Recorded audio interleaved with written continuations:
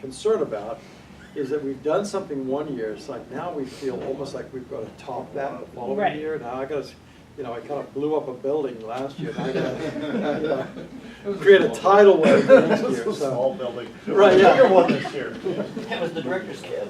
Yeah. Our gunpowder budget won't stand that. If I can speak a bit to the skits, and to be fair, I've only experienced preteen 1 at Camp Lowline, but probably about 3 or 4 years ago, something that Jay and Alder did, which for me was new, is they brought the skits outside of the chapel. Yeah. We still have people, staff and campers, talking about Esther.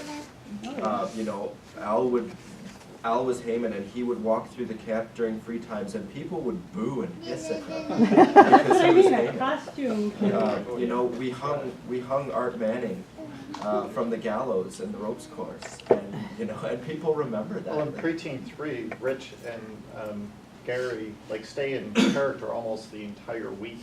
Yeah. You know, Rich was this Chinese man last year. I don't remember what they were doing, but I wasn't Yeah. there. Trader Joe. Yeah. That's Yeah. very, very much like what Uncle Bill. Bill and Uncle Dave used to do. Right, that's, Yeah. When I was a rookie director, Bill Ferguson had been director for 20 years. So, oh my, what a wow. And Dave Stifler said something very wise to me. He says, God didn't, he only made one Uncle Bill. He only made one Aaron Lyons. Don't try to be who God didn't make you to be. And going to what Bob said, we have directors that got vision. I don't think we want to tie them to somebody else. Or Right. like you were saying, don't be comparative. Because Sure. God has made each one of us unique with skills and crazy ideas. Right. And I can think back, you know, some real crazy things have happened, and I still get my kids saying, "Whew, I can remember the week that happened." I mean, that's 30 years ago. Yeah. You know. And ask for help. So that's on the camp. When I didn't have something, ask for help. You get more than I ever. Yeah, there's some good people. To go to that, I was a camper as a kid. So 24 years ago, I remember Tim Fagan dressing up as King Nebuchadnezzar, and we're doing the furnace with Shadrach, Meshach, and Abednego, and him going out in the backyard of the chapel, crawling on his hands and knees, eating the grass. And years not long ago, Ted Fox having the sheep at camp and losing one, having to go chase it. yes. That wasn't part of the But it played in, and it was very memorable, right? Yeah. Mike and I both still have our red redeemed caroms from the year you did that at Roundup. Yeah. I have to confess, that wasn't an original idea. That was Uncle Okay. Bill's idea. And it all really right. sounded That's like a okay. great idea, and he says, well, go ahead and do it, so I did. I'd never been to preteen Which camp, two so it was words? new to me. And what did we learn on that, chasing that lamb? You can't drag a lamb, you can't lead a lamb. We had You to, can carry him, but you pay the price for it. that's right, we had to carry it. Yes. That was a lesson I still remember today. You can't I drag it. remember people trying to rope that sheep, Yeah. tackle the sheep, Yeah. and it wasn't until I dove on him in a ditch that we finally got it. Yeah, that was, But the memorable things are things that don't cost a lot. of money. Right. Yes, For the that's most right. part. You don't, I just think people can get carried away with some of the frills Right. and. And it would be helpful too if some of you who were campers that could say, this was one that really stuck out in my mind, and just stick it on the board or Yeah. do something so that others can build off it or replicate it or do something different, because maybe not everybody had the same experience. It would be good to see some of those. I think it would be helpful for me, if you put in the camps, maybe put in travel board what camp store is going to have as far as gifts, and we Yep. can try to Mhm. focus those, it's a good idea. We can do that. Surely, Grace, you'll write that down. We're going to take, we'll take a picture of everything that we've got this year in the store. New things that we've bought or things that we've got that we might give you a great deal on some things that I'd like to get rid have of. been there for a Some of couple of your years. Yeah. So we'll put pictures of those up there and with a little cost so you can know this is where it would be for something like that. There's a, in those props or There's a whole box of those burst cards that Uncle Dave used to give out, the ones that are cardboard type thing. Mhm. There's a whole box of them. If somebody wants to use it for their Choose the Right Door, be fine. Okay. Yeah, any other ideas like that? These are good. These are good brainstorming ideas that we can do through the year. Okay, the next thing that we've got on our list here, I just wanted to give you a couple of things that are coming up. In a sense, they're what's new. Today, AJ and Stacy are doing, I'm hoping, is almost the last pieces of the director's cabin. Was it last weekend that they had the roof was put on, the new roof there. Ted and Bob and Anthony Cool and a couple little people that I could not put their pictures online when Joel Botter standing on the roof of the director's cabin. Okay, but I don't put that up. But yeah, so it's looking good. The cabin is just about done. I think today they're connecting plumbing. We've got a little bit more finished. So you will have a director's cabin, each with its own bathroom this year, which we're very happy about. The apartment is now freed up. What I'm hoping to use this year, the apartment for, is for our speakers. The one thing I've always had a concern since we came here is that, our speakers come and, they prepared their message, but then we put them in the staff building or somewhere else, and it's not quiet, there's nowhere to sit, they got to sit and study on their bed, and so we could put them in a place that was a little quieter. So that's what we're planning to do. I know most of the store directors, store people were like, hey, we'll have the apartment because we're in the store, but, it's a great place, it's a quiet place, it's private, primarily for our speakers. What was Uncle Dave's room that was then Doris's room is now a property office.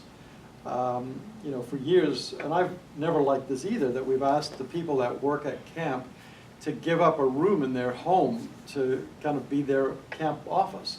They got to lose, a whole room to have file cabinets and a desk and a computer and all that stuff there. So we've put it there, and it really has been very helpful to have it because, we can talk during the day, we've got stuff we can do, and it means that they actually can go home from work instead of now taking it all home and working there at night. So that's what we're planning to do there, and it kind of also hopefully does away with the concern about. Stacy actually goes home from work? Oh. He does, Yeah. from time to time. Yeah. But we do have an extra room now that we'd set up last year as kind of our counselor meeting room, which is that room in the basement. That is still available there. Right now it's got beds in it. We've used it for other places. It's the basement of the cave. Well, it used to be in the infirmary in the basement, so they come in down there. CIT used it last year, but they've kind of outgrown it, so we'll be working on that. But the CIT went in there. We used it for counselor meetings last year, which has been good. And then, so that'll be available too. The other things that we're hoping to do, we kind of alluded to this a little bit earlier about pre-registration. Pre-registration is one of those things that is hard because, some weeks we have a very few. Some weeks the actual pre-registration is almost the same size as the full registration.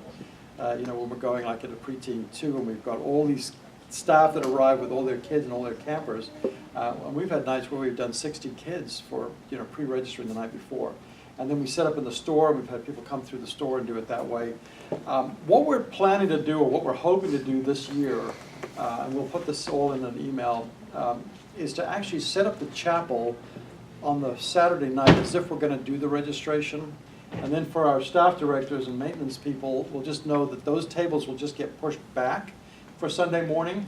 And we'll put the tables, the chairs and stuff around the middle of it. So once those chairs are gone, we're ready to go. So the setup for real registration should be much easier on Sunday mornings, and it'll, we'll be doing the setup when it's not quite so busy on the night before. And it will be, I know we've got a lot of things to squeeze in that night, but if we can get through most of those other meetings and then try and schedule registration for around 8 o'clock, dinner's finished, the council meeting's finished, other things are done.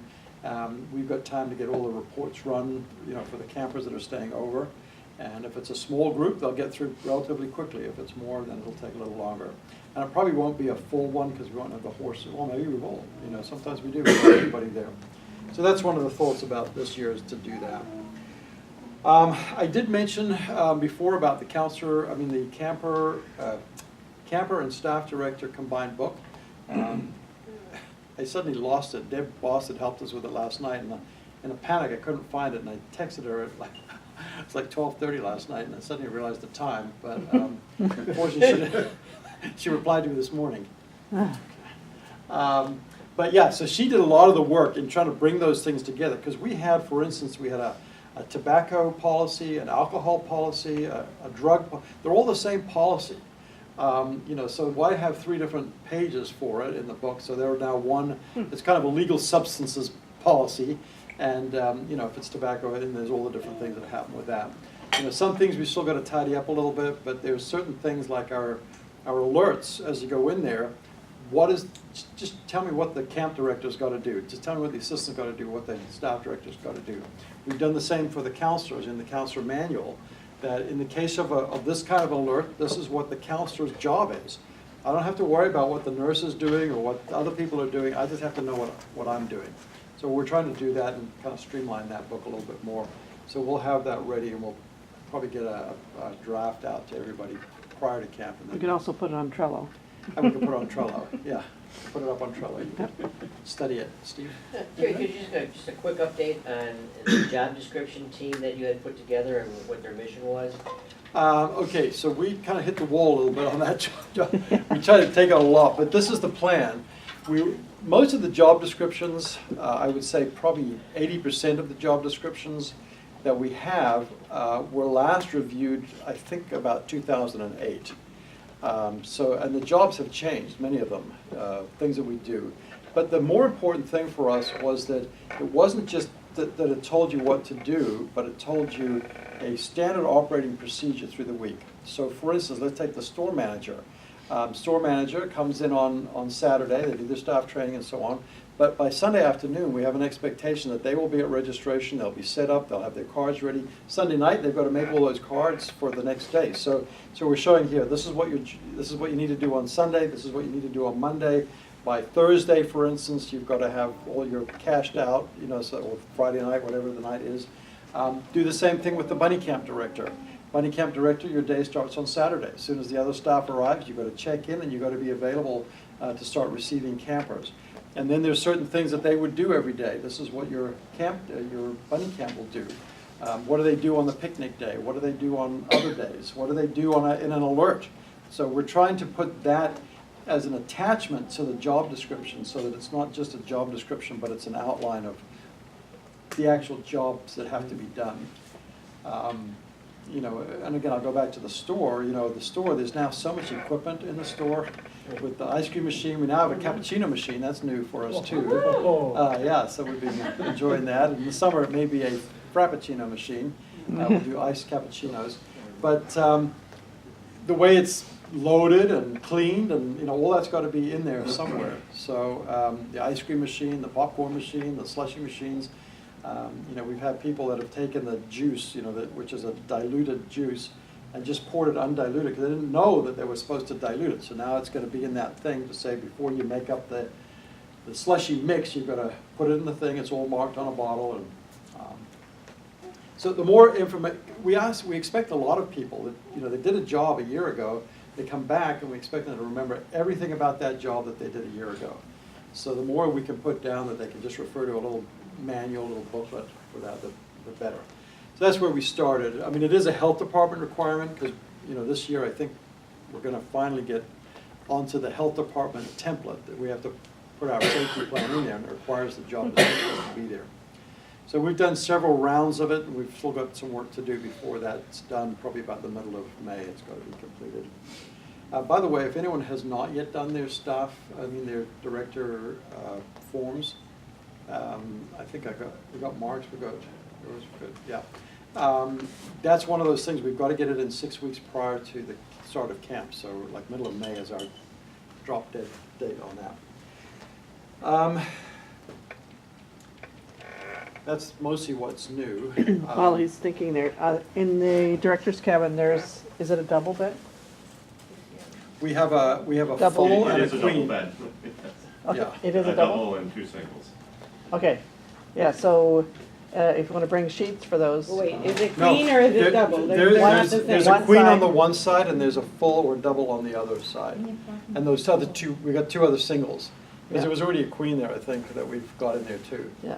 Okay, So right now, you guys are saying two different In the things. apartment, it's a full, and in the director's cabin, it's a queen.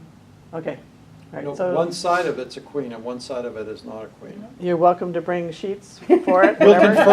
confirm it before we come back. Or you can just put your sleeping bag on the bed, but the camp will not be providing linens for that cabin. We will be providing it for the speaker though. Oh, great. Yep. Okay, I think that's where we're going. Never heard any update on the whole thing about whether staff would have to be, the background check. The background check. Whatever happened with that? Well, the Did new ACA requirement is that they- every. Don't I want to ask? Every No, it's single, appropriate. every single staff member now is required to do a full criminal background check every year, even as a volunteer. We used to do it when your first year you'd do it, and then from then on, we would just use the reference that you got from somewhere else. Now, several states have already, like Pennsylvania, it's already law there. Here it's an ACA requirement, but in New York State, it's not yet a law, which is weird because they usually lead the law. So in Pennsylvania, everybody that works at a camp has to get a full criminal background check every year. This year, what we did is we sent a letter to the ACA and we asked for a waiver for this year. We explained our current process of checking, because I understand it, if you're just putting an ad in the paper Yeah. and waiting for people to, apply, you need to have those people background checked before they come in. But we explained how our process worked, and we asked if we could have at least a one-year waiver on that. They never responded to that, so we took that as yes. Or we took it as in process. So we have not put that in place this year, even though we say that we're compliant, but we're saying that, the ball's in your court at this point. But the very strong likelihood is that by next year, the expectation will be that everybody that comes to camp as a volunteer will every year have to have a full criminal background check, and we can do it. Meaning what? Well, Cost-wise. what cost, are we it's talking? about $11 a person. So now if you're looking at 400 people that come in the summer, it's like $4,400. That cost of the camp is gonna, just fine, which we would rather that money went into program or Right. into something else. And I honestly don't believe that doing a background check on people every year is gonna add anything to the security of camp or so that's our concern too, is it's just wasted money. Yeah. We're all for checking. I mean, even Um, schools don't require No, it. they don't require it, yeah. Once you do it and you're hired, you're Right. done, So the expectation for us is, the scrutiny for us is greater. So the The one, expectation that New York State's going to require that, or just the ACA will? My thought is that eventually New York, because Pennsylvania's already enacted it. We were at a meeting a couple of months ago it was a combined New York and Pennsylvania meeting. And most of the meeting was taken up by how these camps are gonna become compliant with the Pennsylvania law. But my guess is that if Pennsylvania's enacted it, that New York will be right behind it, I guess. But right now, it's just an ACA requirement. But it's a mandatory requirement, and every year we sign a form to say that a compliance form, and we're in compliance with every mandatory standard. So we are somewhat out of compliance because we didn't do it, but we feel like it's their decision to say yes or no. Yeah, this is our transition year for that, and also for the Canadian police checks, we've given some leniency if it's occurred within 3 years, we'll accept that, but next year they're gonna have to go through and do their regional check and submit it with their staff applications. So we've gotta start communicating that, and we're not picking on Canadians, because it's gonna have to be For everybody. yeah, and that's one thing that with Scott Lee, our chapel is, the chapel pays for that, for them to work. So I was wondering if maybe the chapels could pick up that cost instead of camp, but we'll have to see. I I don't think it would be out of line to ask people to pay Right. $11. I mean, we're not, if we were talking $75 or something like Yeah. that, or charge them half, you know, or Right. something, say, send a check with your stamp Well, application. Does the I don't camp, know. does the camp have to actually file it, like or the individual can actually request it, pay for it themselves and Yeah, have it that's sent what I'm to Right, the wondering. yeah, parent? because Could we do we that? use a service that we get through the Christian Camping Association, that's why we get $11 charge for it. Because we used to pay $20-something for every one. So they would just fill out that waiver that they currently do, and we run it for them. And you can batch run them too, but you don't get a quantity discount, it's still the same price. What's the lead time? Well, Yeah, that's it's the weird, other it's, issue. it's virtually instant, which is Oh. amazing, because it makes me wonder how good the Yeah, search is, really. but, It's taking Yeah. a little longer this year. yeah. As a matter of fact, I had a family of 4 that I submitted, I got 3 back. I said, where's the 4th one? I called them up and they said, well, the fax copy that we sent out was unreadable to the entity that they sent it to. Right. I still haven't got Ah. hers back yet. Huh. But it's about 2 days now. Yeah, they added for us, free of charge, the New York sex offenders register, which we didn't pay for anyway, but that's now slower than the criminal background, because that, they just run a, search across the whole country for criminal, if you showed up in their thing. So it shows up as no reportable record is what we get. So does that mean we don't have to do an SO check submission anymore, separate to New York I State? don't know. Well, if everybody's being done, probably not then. And like next year, Right. we wouldn't have to do that separate one. Yeah. Yeah. But I was just gonna make mention too, that the letter that we proposed and sent to ACA, I have a copy of it right here, if you'd like to take a quick read through. I basically was trying to explain to them that we don't really have seasonal staff, because 80% of our staff is return staff. So we tried to get that idea across to them, but the original submission, and I followed up a month and a half later with the second request, and never heard back from them. Terry, one of the things that I discovered because Steve forced me last year to get a police check. And I don't know what they call it in the US, but when I first sought to get one for camp, serving at camp, you can't get them. You have to get them, the Canadian Police Service will not issue them outside of the federal boundary. And so I had to get it for the work I did at my own assembly. And then it was $25. And if I want to rush it, it's $50. $25 and they'll give it to you within 30 days. Then, part 2 of this was, I came back and my name was same as a hardened sex offender. Oh, And so then I had to pay again for fingerprints. So while it's $11, it can be $50. Right. And I'm wondering if next year I go through the same thing again. Right. But if, let the Canadian workers know that you have to get it from your home assembly Yeah. as a work that you're doing there. right. And then the Niagara region, if you apply as a volunteer, it's only 15, but the Hamilton Police Region is 25. Yeah, Weird. So crime's higher in Hamilton.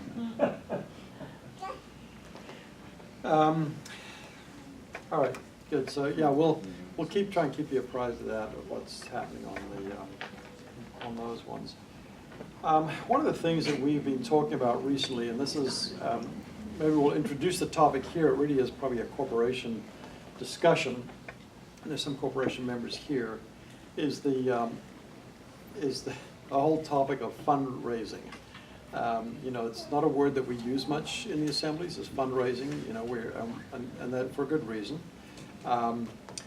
But what we wonder is, we apply for grants, we do get the one from there's a local area grant that we get, the McLaughlin Foundation.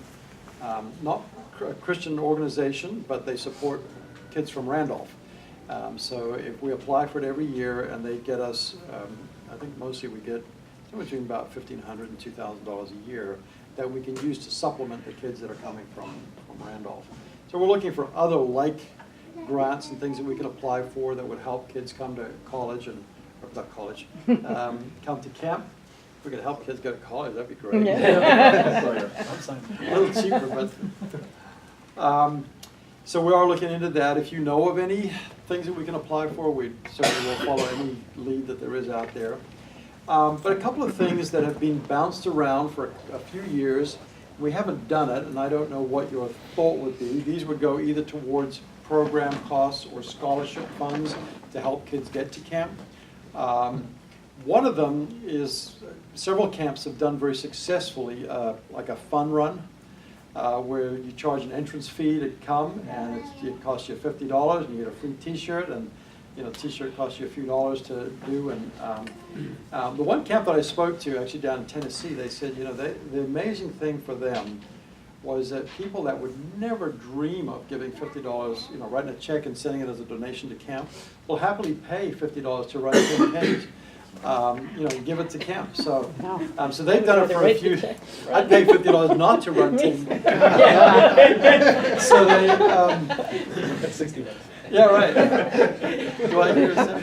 Like an auction. So that was an idea. Is that something that people would be behind? We could even do it at camp. Just do a course, or we could do it in different places. Have one up in Rochester, have one in Buffalo, or wherever, and have it as a camp sponsored event, so we could do it there. Some years ago, I believe that there was a banquet. We used to do a banquet, and I think people bought a ticket and came to it. I don't know how long ago that was, but that was done here, maybe up here in Buffalo, I think it was, somewhere central, maybe like a place like this, where people can come to. We've talked about having an open day at camp, like an open house, where we would just have all the activities open and invite all our community neighbors, people from Randolph and Salamanca and Jamestown, to come and spend the day with us. Just have everything open so they can see what camp looks like, but then maybe have hot dogs and hamburgers for sale, just to kind of offset that cost, or we use that as a fundraiser is another one. We did kind of bounce around an idea a few years ago of doing some kind of a Christmas, where we could build a little tableau where people kind of go around and here's the wise men walking, and there's, you have some young people that would act out, they're the wise men, or they're the shepherds, or they're the whatever. But it would be something that they could either be a part of, or they could pay to be a part of that, if that would be a fundraiser. We talked about a maze, about having a giant maze that people could walk through. And we're a little bit off the beaten track there, and we'd have to actually grow a maze, an amazing maze. So all summer there'd be, corn growing in places, and then they cut it out, and we thought up there where the zip line was, in case somebody falls into there, we could turn that. So that's some idea. If anyone has any other thoughts about that, I'd say I don't know. We typically do not ask for money. We don't, we don't solicit. We don't send out fundraising letters or anything like that.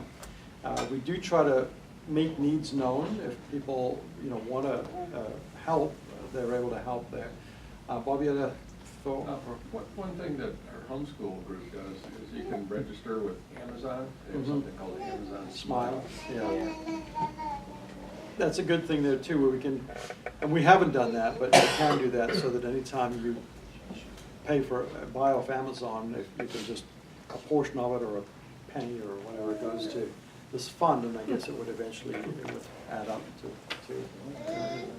Terry, 2 weeks ago I was digging around in a closet on a shelf, and I pulled out some stuff, and right in the back was this pad of camp stamps. Oh, yeah. They had camp stamps when I was 10 years old. Yeah. And essentially, my cousin at Helen Road Gospel Hall used to look after the bookkeeping of this. Yeah. And we would bring in 25 cents a week and buy camp stamps. She'd keep a record of how much we had and keep the bank. When camp rolled around, I paid for my week at camp. I don't know why they were still there and why I found them 2 weeks ago. But Yeah. it's a thing from the past. Yeah. Kids planning ahead and. You can't do Hey, Eric, we'll honor those this year and send you to camp for free. I got a whole book of these. Even the little folder that you stick them. We used 2 weeks. I think from what I remember over the years, if it's it's harder to just ask for general money for camp in general, but if you say, here's a project, like when we had this huge septic problem, and it was, how much was that? $70,000. I don't know, some incredible amount of money. But when it was a specific thing like Right. that, the money got did come behind it. in, where if Right. you just say, oh, you wanna give to camp, it's Right. just more It's- vague. So sure. if you said, we're gonna redo the cook's cabin, you know, money would come for Wait, that. that's second. Or You know, some whatever. people will give to that.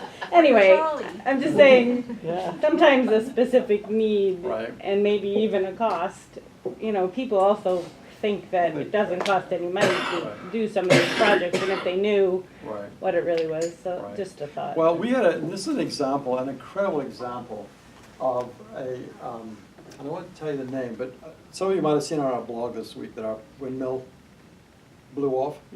And it needed some work anyway, but it was not planned. We certainly didn't plan for it. But let me read you something that came in yesterday. So we posted that up, and I was contacted by a family that are not really a summer camp family. They do come at different times of the year. But they sent me a note and said,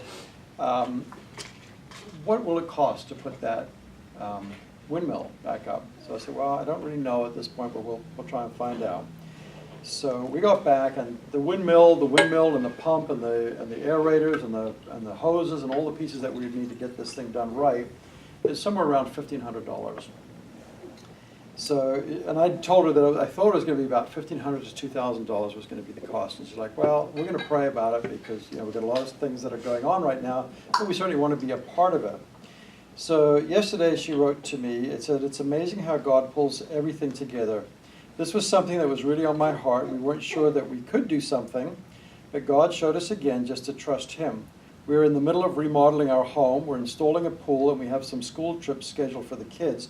So the timing was looking like maybe it wouldn't work for us to make a donation.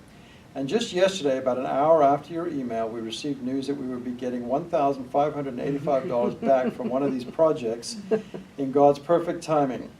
Her husband and her, she said, we'd be so blessed to send a donation for $1,500 to cover the cost. And that's the cost of putting this thing on, and it was because somebody, you know, knew and heard about Yeah. a project like that. Yeah. So we see it all the time, that, you know, the Lord People puts these hear things out there, yeah. Specific things.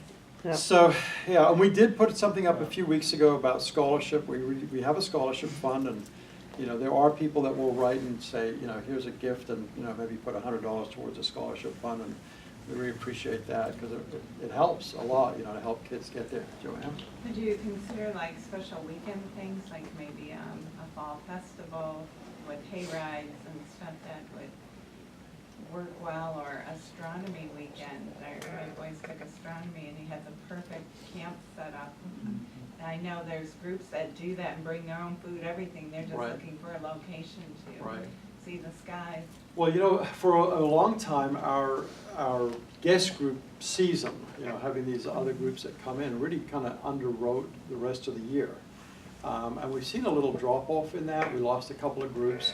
And even the groups that we had last year, almost every single one of the ones that came that were repeat groups were smaller than they had been in prior years. So, you know, we did end up with a shortfall, but we have these weekends that are available. And a lot of times we get a group that comes in and there's only like 20 people. It doesn't cost us any more to have 40 people or 60 people or 80 people than it does to cost 20. Because we've got to bring in the same number of people with almost the same amount of food that you have. So that would be something that if we could put out to our individuals, and if you know of anybody, a church that's in your neighborhood that you think, hey, maybe that group would, you know, they're large enough to support a weekend retreat. It really does help us to cut the costs. You know, it just goes into the general fund and pays for other things through the year. So yeah, we'll look at adding some of those things. Now I know the ladies' retreat. One camp we talked to, they used to do a ladies' retreat, and it just looked exactly like ours. Friday night, Saturday night, but they do a silent auction every year, and people donate stuff to it, and the ladies come through and they buy some of the things that are there, and whatever they raise, that just goes back to camp, to a specific fund.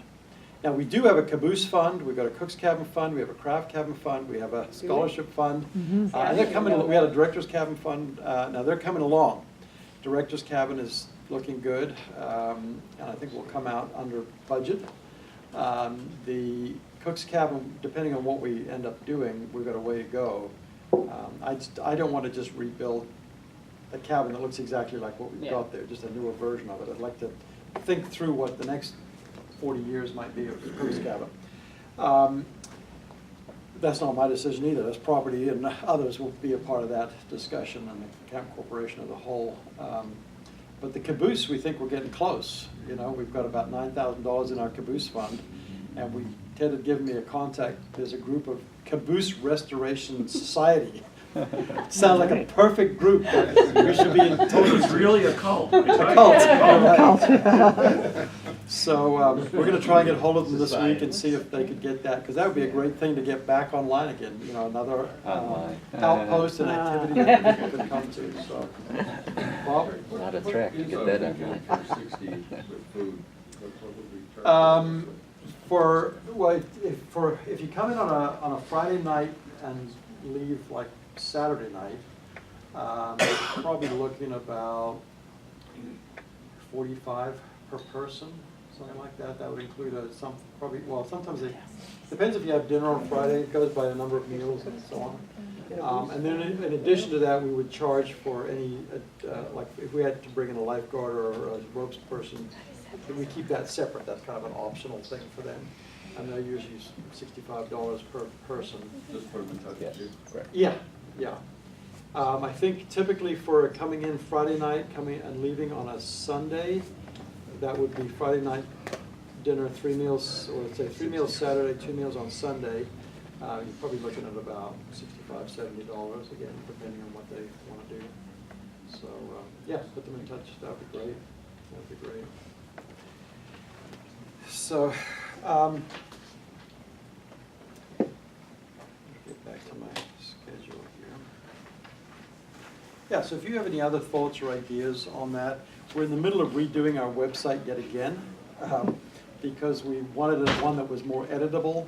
We did it a couple of years ago and it was good and I liked the look of it, but it was written in a language that was almost impossible for, I can't edit anything. Everything I need to do, I've got to send to Jeff Hand and he's busy having more babies, or another one, I should say.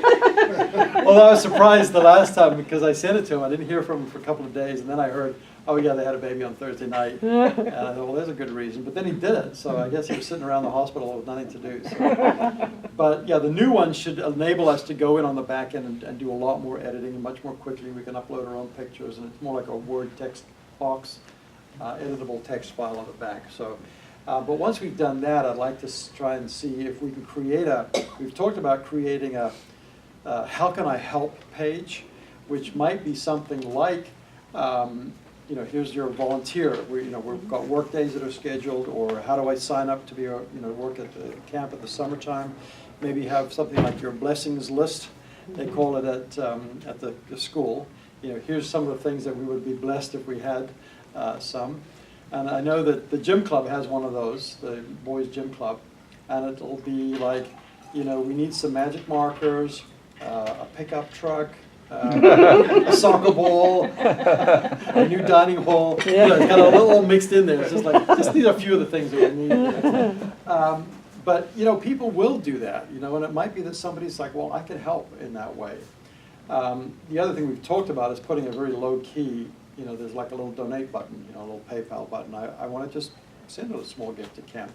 And if we can do those kind of things sort of incrementally, we just do not want to be we're just not soliciting for money. But there are people that have a desire to fellowship with camp or with a project at camp. And we want to give them the opportunity to do that without being in their face about it.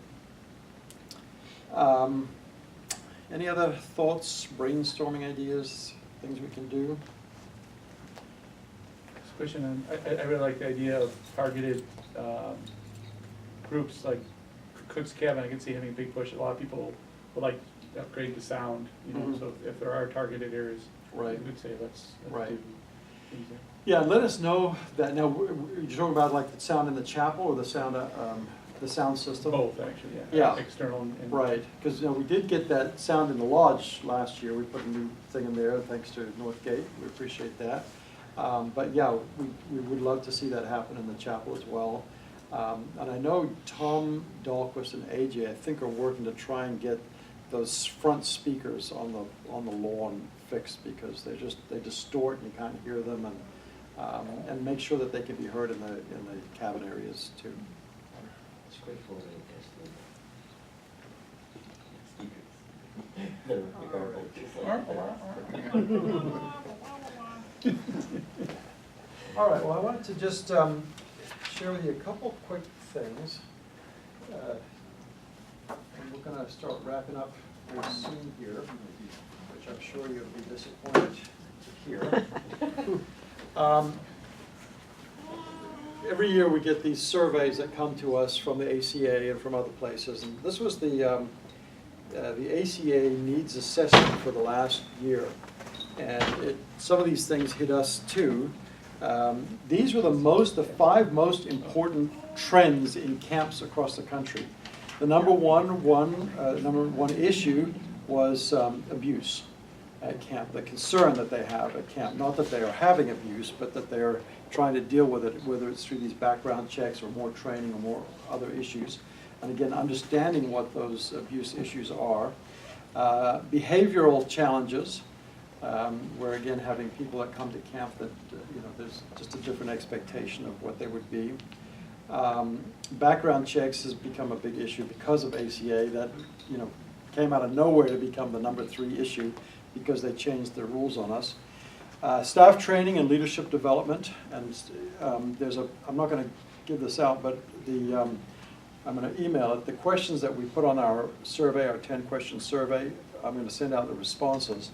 But that was a very high on the list of things that we have got to continue to develop people for the future, that we've got to, in every area, in the kitchen, in our nurses, in our directors, in our lifeguards, and all of those different areas, because we are there now, where all of a sudden we don't have enough people to run a certain program or a certain thing. So we're there right now. So we've got to begin planning and thinking about those things.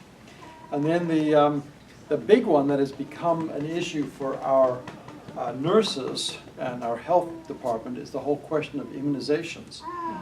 It's a very volatile issue right now, because in a sense a very polarizing issue, because we have in New York State, we are under the same guidelines that the schools are under. We have to comply with what the schools are. In the schools, there is you can have a medical exemption and you can have a religious exemption.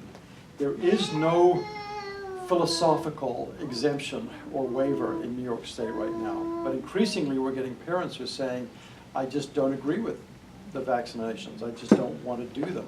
It's not a medical thing. I can't get a note from my doctor. I can't get a note. It's not a religious exemption because I don't have a religious opposition, or I'm not opposed to it that way.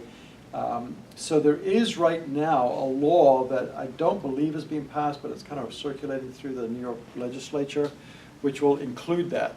It would add an exemption on philosophical grounds. There's, I think, 20 states out of 50 that currently have that as an available exemption or waiver. So it's like, what do we do in the meantime?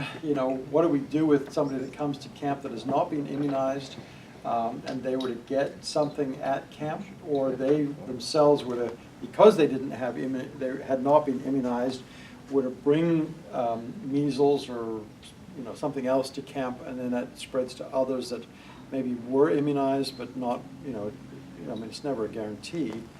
So, we're trying to wrestle with that issue right now, and understand that both sides have legitimate positions, and where do we fall as a camp? How do we navigate some of these things? So, if you can remember that in your prayers, that we come up with something that is works well for camp. Just a question on that, is there a clear liability issue for camp in that, or is this more of a position? Well, the liability, no, I don't think there's a liability, because everybody signs all those consent forms when they come to camp. So they have already kind of waived their liability. The issue that is in the schools is that if somebody were to contract measles, for instance, measles is the one that they're concerned about because there's been a kind of reversal of that. There's a sudden outbreak in parts of the country.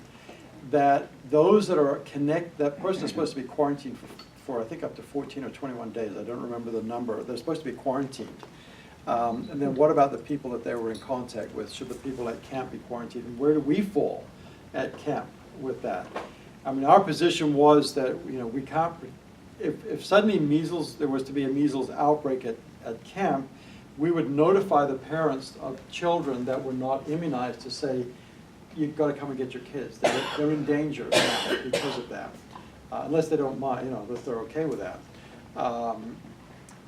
But there was some talk, one of the things, we've looked at all kinds of waivers that others have put together. One people say, well, they would be taken out of the program, but we really don't have a way to take somebody out of the program and keep them separated from the program.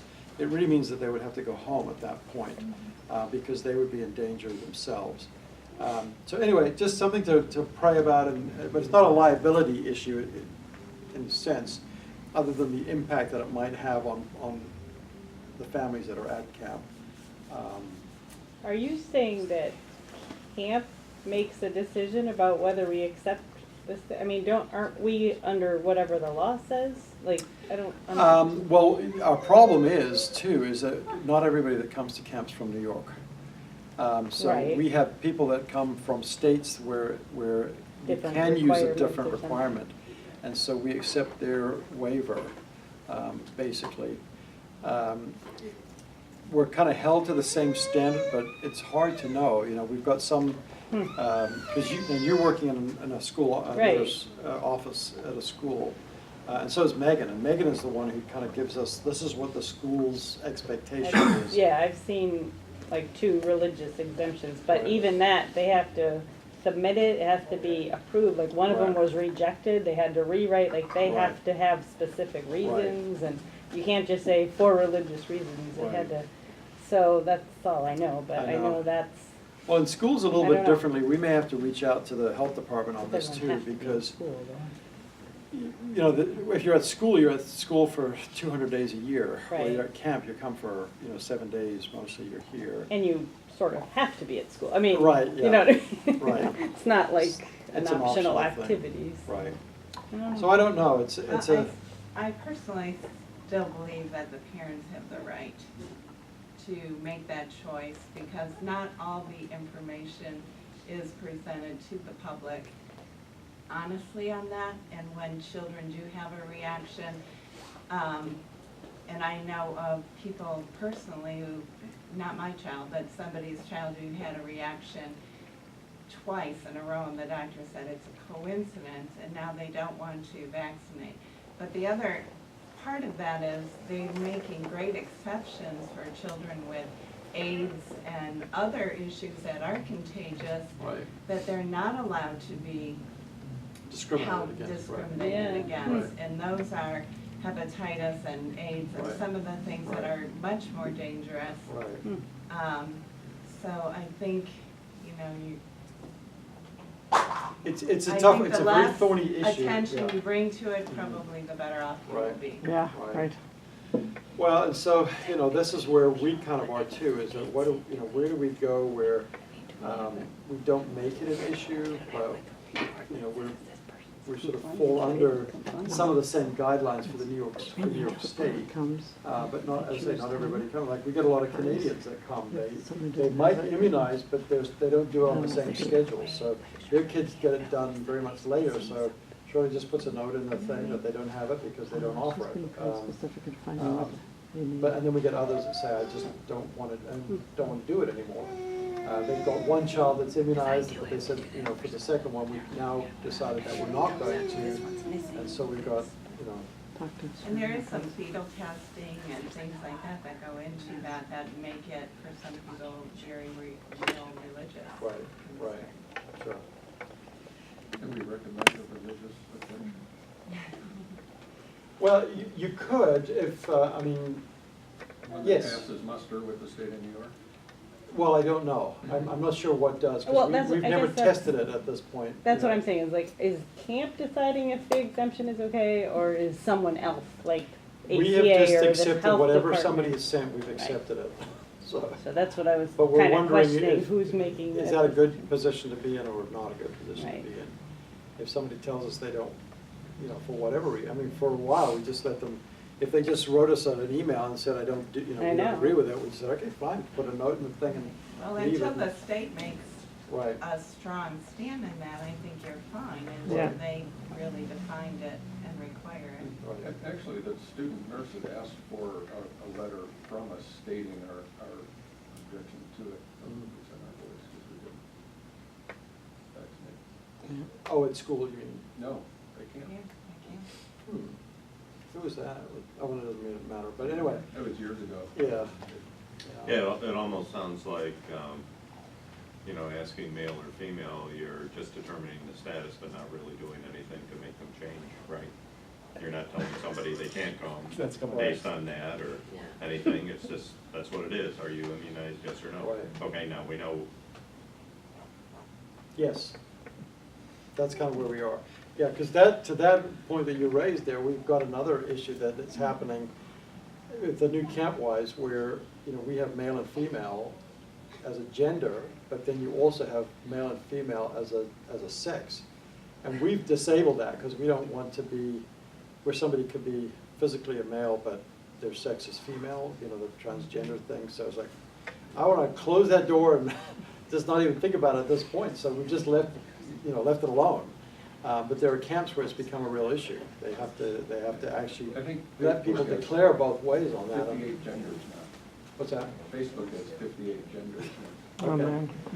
That's, we only want 2 at camp, Yeah. if that's our preference. Oh, that is biblical. Yeah, exactly, yeah. It's a good precedent.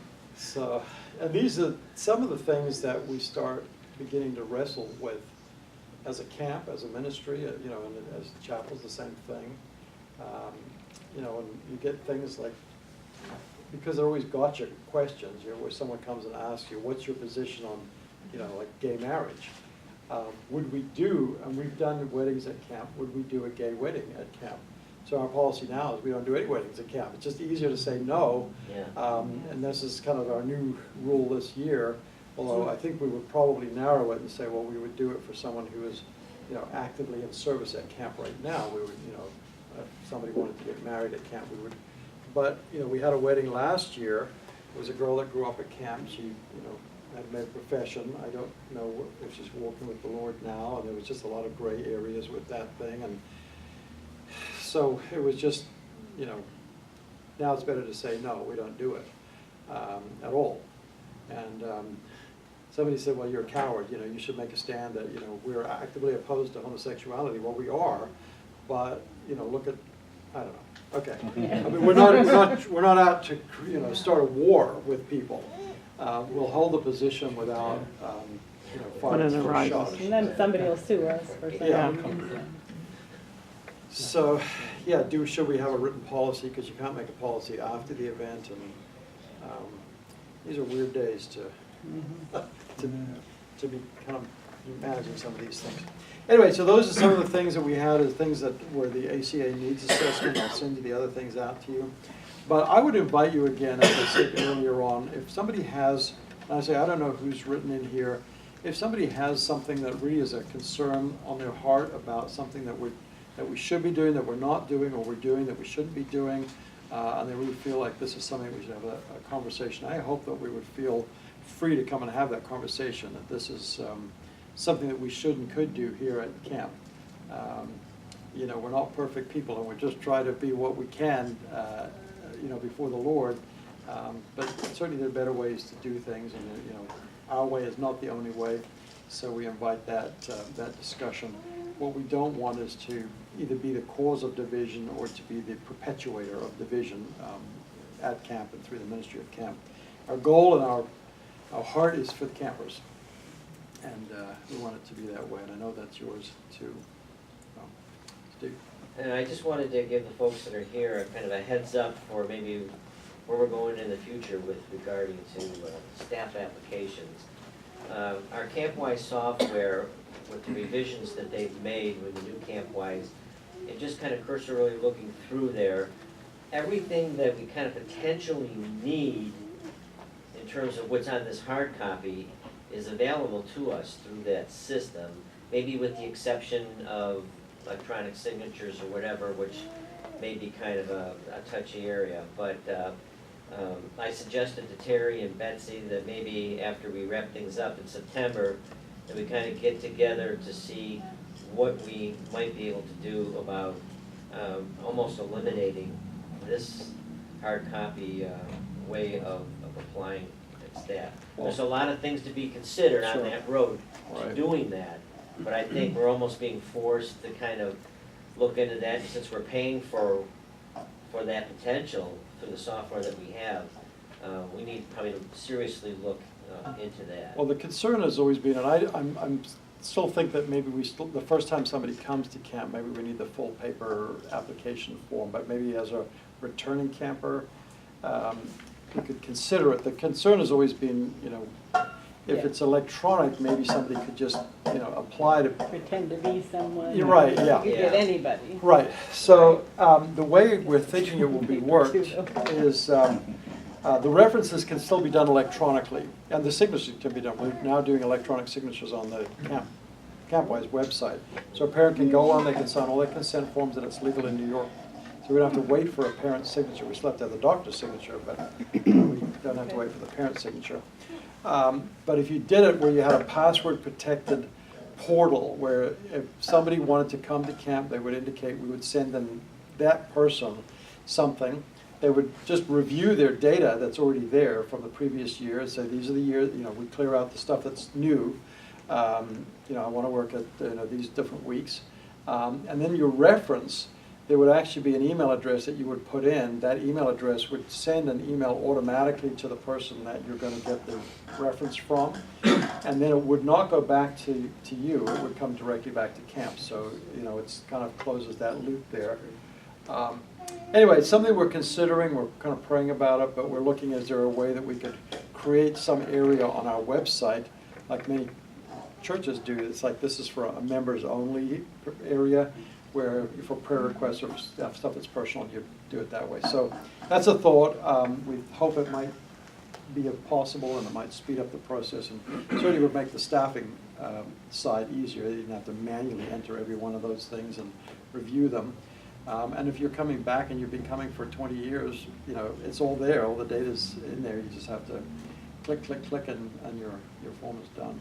And that's probably why the ones you have are all from people that are over 30 or 40, because the young people all expect everything to be electronic. I can't do it on my smartphone? Absolutely. All right. Say what? Yeah. Exactly. But it really, the new CampWise software with the information for returning staffs made the processing a bit easier. There's still a lot of other nits and grits. I have a Word document template of everything that you have to do to get to the bottom line, and it's 2.5 pages. So, but I could probably do a returning staff member whose everything is complete in probably about 10 minutes or less. That's still a lot. It is. But we'll keep working on that. And then it means that our reporting is a lot cleaner when we can pull that out of it too. Well, I think we are almost done. What I wanted to do is, I had mentioned earlier on that maybe we'd have a time for prayer. And I really think this would be a valuable time if we could spend maybe another, we're only 2:15.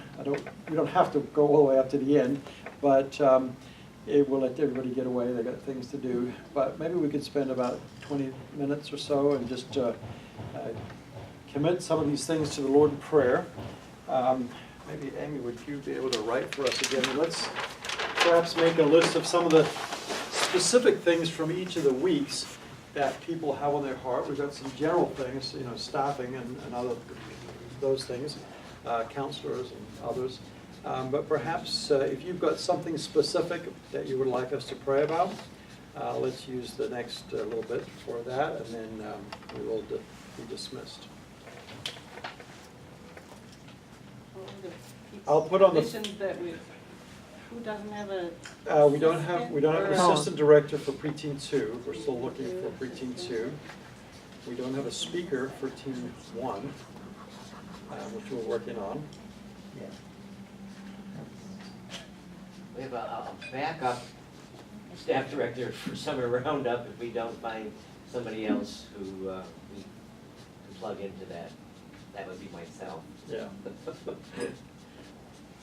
Randy told me that he doesn't think he was very good at that job, so. We're working on him. I We're think working that on it. Randy, I think is perfect for that job. He's got the right Tell 'em temperament. people disagree with him completely. We've been telling him that, We're he's circulating a softening, so. petition. He does a Yeah, great we'll have job. everybody here We second need to it. sign something. Can we post the boards at his house? We won, man. Yeah. Okay, so, yeah, so we can pray for that. So Scott DeGraff, yeah, right?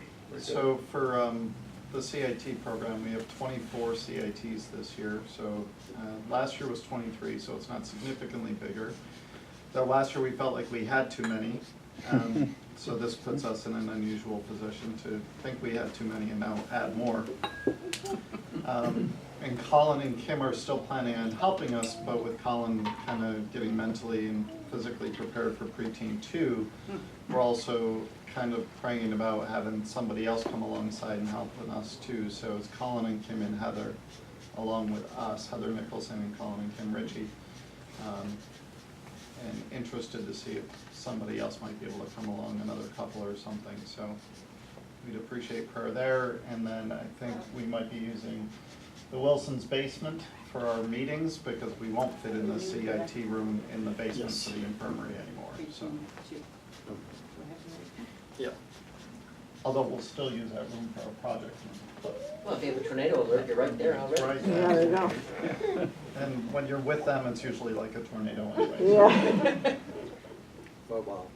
I think we might have I mean, this is just a guess, but I think we might have a big concern for staff for preteen 2, because I think there were a lot of people that were kind of, oh, let's support Dwayne's last year kind of thing, and I'm really concerned about a very large drop off, and that's scary. So I don't know if there's a way we can, tell people just because the director takes a break doesn't mean everybody else does. So.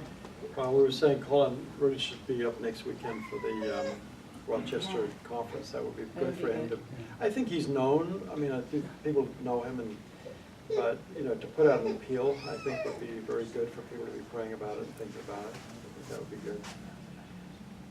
Cooks, of course, is our challenge for us this year. We need a couple of cook positions. Nurses, we do have. Ask your prayer for preteen 1 especially. Yeah. You can pray. Renee Reeve has been our nurse for many years, that first week of camp. Her mom is still not well. She's just not in a good place. And I think Megan was there Her last mom year. now? Her mom. Haven't they had like 3 years?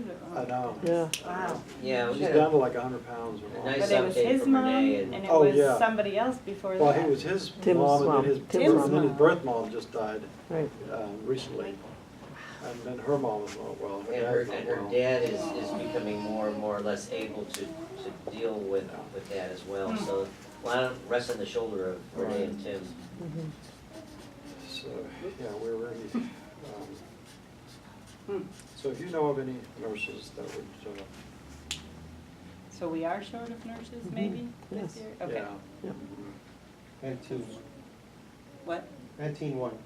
Yeah, we did. Yeah. Sorry, my wife cannot be there, at least the first half of the week. So I'll scrub it. we're gonna see if we can, I'll scrub it.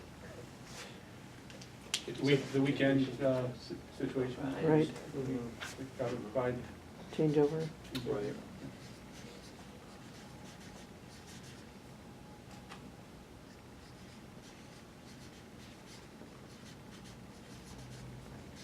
I think it's a good time to pray for Larry and Helen. They're going to be leaving camp on Monday, Lord willing.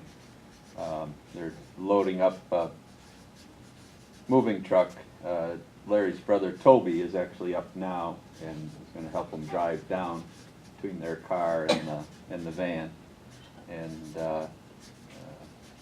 if you were planning on helping them load the truck on Monday, but Larry's still looking for employment. He has a couple of leads, but nothing definite in Arkansas, near his brother Toby. But pray for that, and obviously a replacement for him, and pray for Stacy. But a lot on his shoulders. Toby and David and Andy Bennett are all gonna be helping drive down to Arkansas too, so. And I saw them yesterday. That's They're a long bringing trip. Boats and canoes and more stuff is coming up there, and trailers. And so, yeah, they got a lot of stuff. Yep.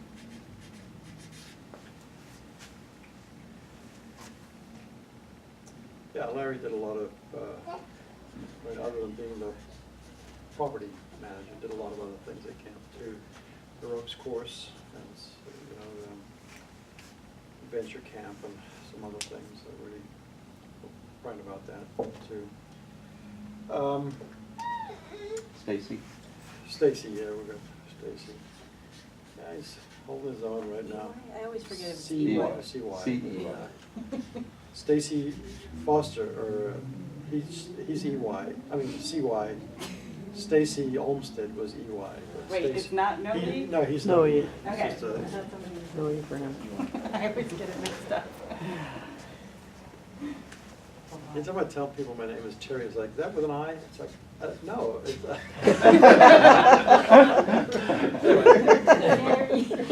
yeah. Will? Yeah, Will's doing great. He's been a real help for us. Will Benson's been there for several months. Here he is.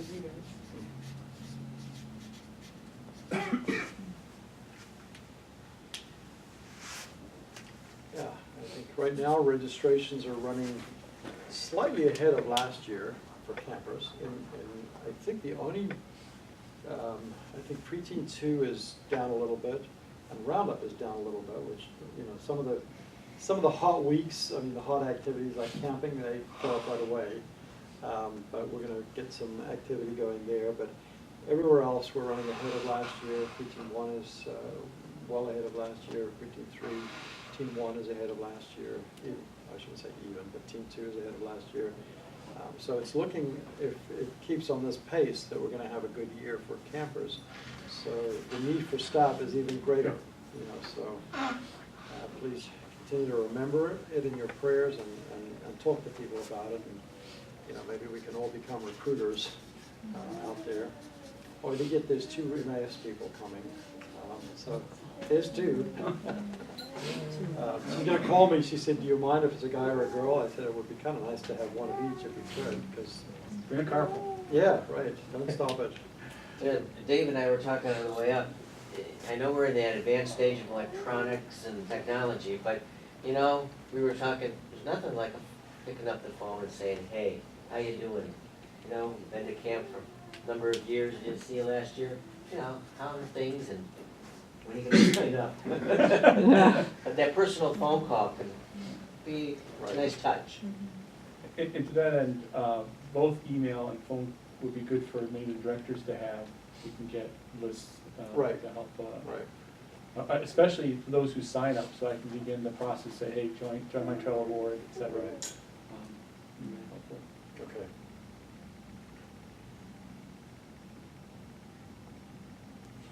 Did you say there was a?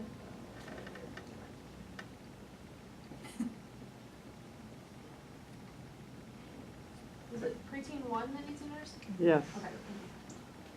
And courses. Preteen 1 and part of. Yeah, Wranglers always. Wranglers is yeah. a big issue. Courses. 1, 2? 1. 2 is all set. Confusing after a while.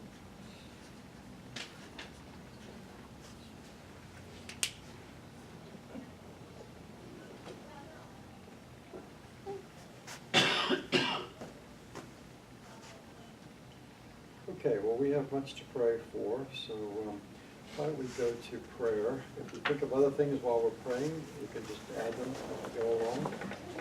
It's 2:24, so Why don't we take about 20, 25 minutes or so and get as many as possible, if we're able to pray, and then we'll wrap it up before 3 o'clock. Heavenly Father, we just come to you this afternoon, bearing in mind that you are a God of provision, and that we should not, Father, belabor the fact that perhaps even at this time of year, we don't have as many staff as we did last year, but just put things to you and trust you to provide and direct the feet of those that have been involved with camp over the years to consider coming back and helping again this year, to help us with that mission that we have at Camp Lilolai. And that is to present the gospel in an environment that you have provided for us that is so wonderful, because we can leave the world behind and for a whole week come down and just enjoy the beauty of your creation. And as it tells us in Romans, that alone is evidence of your existence. And we're so thankful that we have been given a glimpse of you, Heavenly Father, through your Son, the Lord Jesus Christ. And we just proclaim him, and we just trust that as his word goes forth at camp, that the teachings from the Bible will also strike home and challenge the hearts of all that will be there, both campers and staff as well. We do know, Lord, that there is great need there, and again, we just look to you to be the one who challenges the hearts of those and have brought to mind that they have served